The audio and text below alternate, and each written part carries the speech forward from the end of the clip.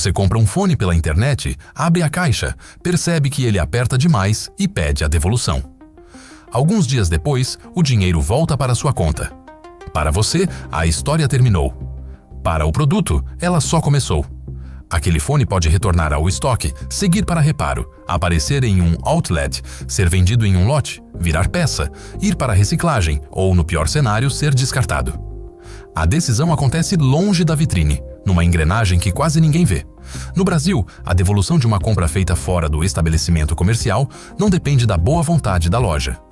O artigo 49 do Código de Defesa do Consumidor garante o direito de arrependimento por 7 dias, contados da assinatura ou do recebimento. No comércio eletrônico, o Decreto 7.962 exige meios adequados e eficazes para exercer esse direito e uma confirmação imediata ao consumidor. A lei explica por que o item pode voltar e como o pedido começa, mas ela não revela o que acontece com o produto depois que o reembolso é aprovado. O caminho de retorno começa com uma autorização. Serviços de logística reversa dos Correios permitem que a empresa gere um código de postagem ou organize uma coleta. O pacote viaja no sentido oposto ao da venda. Sai da casa do comprador, passa por transporte, centros operacionais e depósitos, até chegar ao ponto definido pelo vendedor ou por um parceiro. Parece apenas a viagem de ida ao contrário, mas há uma diferença decisiva. Cada unidade retorna em uma condição imprevisível. É essa imprevisibilidade que transforma uma devolução simples em uma operação de várias etapas. Nesta pesquisa, não foi localizada uma base pública nacional e metodologicamente transparente que conecte taxa de devolução, custo e destino final por unidade.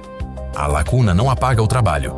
Os Correios documentam autorização, postagem ou coleta e transporte. Programas brasileiros de revenda documentam inspeção, teste, classificação e, em certos casos, reparo. O que permanece ausente nas fontes conferidas é uma visão consolidada que conecte essas etapas e mostre quantas unidades saem por cada porta. Quando a caixa chega ao centro de processamento, alguém ou algum sistema precisa reconstruir sua história. O pedido corresponde ao produto? O número de série confere. Vieram todos os cabos, acessórios e manuais. Há sinais de uso, dano no transporte, peça trocada ou embalagem violada. O motivo informado pelo cliente combina com o estado real. A página brasileira Amazon Quase Novo descreve avaliação de aparência e funcionamento, conferência de acessórios e registro de danos na embalagem. É um exemplo real de triagem no país, não um protocolo de todo o varejo. A conferência também reduz abuso, embora esta pesquisa não tenha localizado taxa brasileira pública específica de fraude em devoluções. A partir daí, 5 critérios comandam as rotas seguintes: condição, segurança, informação disponível, custo de recuperação e valor que ainda pode ser recuperado. Essa triagem também pode perder valor quando demora. Um eletrônico tende a valer menos quando o modelo seguinte chega. Uma peça de moda pode perder interesse ao fim da estação.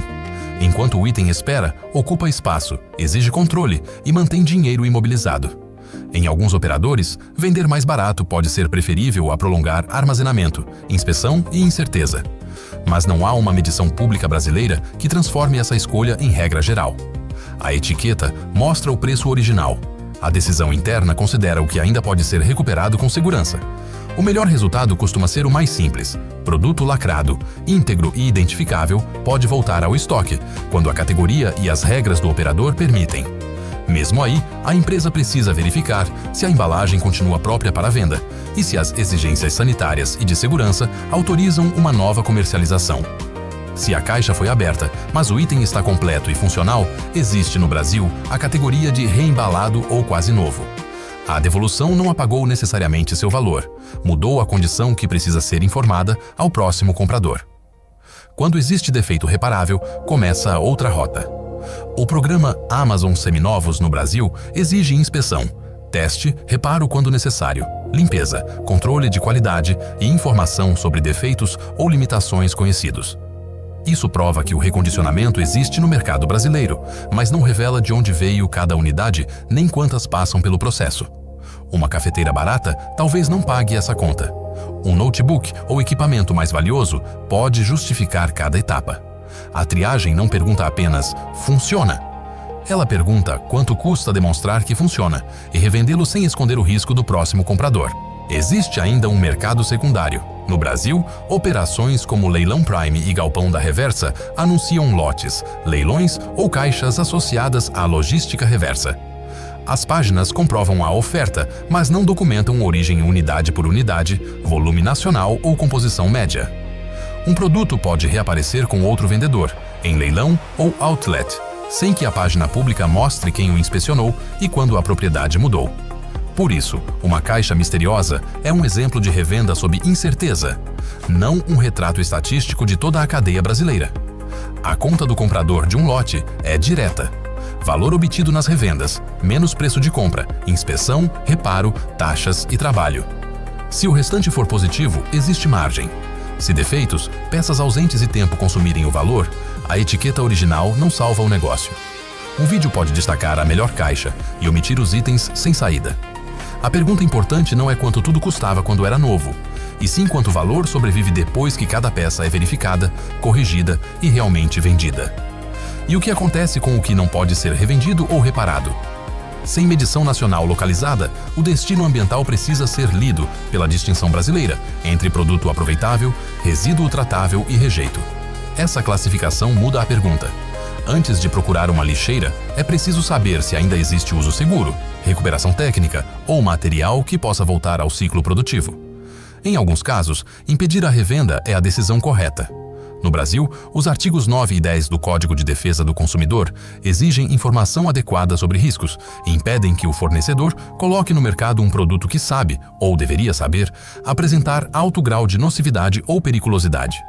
Se o risco for descoberto depois, autoridades e consumidores precisam ser comunicados. Pense em um aquecedor com risco de incêndio ou em um equipamento cuja segurança não pode ser confirmada. Recolocar esse objeto em circulação pode ser mais irresponsável do que desmontá-lo. A própria Política Nacional de Resíduos Sólidos organiza as escolhas no Brasil.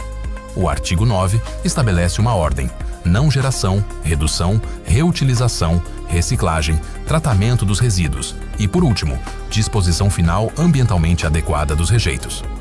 Rejeito não é sinônimo de qualquer devolução. É aquilo que, depois de esgotadas as possibilidades técnica e economicamente viáveis de tratamento e recuperação, precisa de disposição final.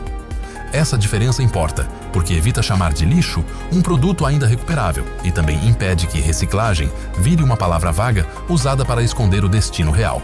No Brasil, há outra distinção essencial.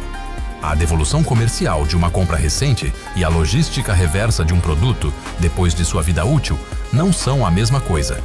O CNIR e o Decreto 10.240 descrevem o caminho dos eletroeletrônicos pós-consumo: descarte pelo consumidor, recebimento, armazenamento, transporte, tratamento e destinação ambientalmente adequada. Já o direito de arrependimento trata da relação de compra. As duas rotas podem se encontrar mais adiante, mas começam por motivos, agentes e obrigações diferentes. Confundi-las esconde justamente onde cada responsabilidade nasce. O custo ambiental também começa antes do destino final.